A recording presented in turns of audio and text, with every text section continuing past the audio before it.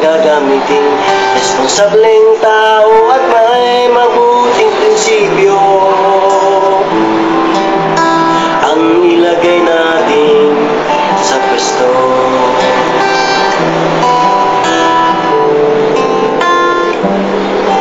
Sa ating mga kamay nakasalalay kaunlaran nitong ating inang bayan. Hali kayo mga kaibigan, buksan natin ang ating isipan.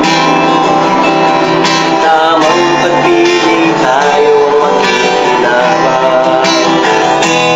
Piliin mo karapat-dapat na kandidato, makadiyos, makatao, marangal at magmamahal ang bayan mo. Piliin natin yung may pagmamahal sa kapwa, na tayo ay mapagpakumbaba.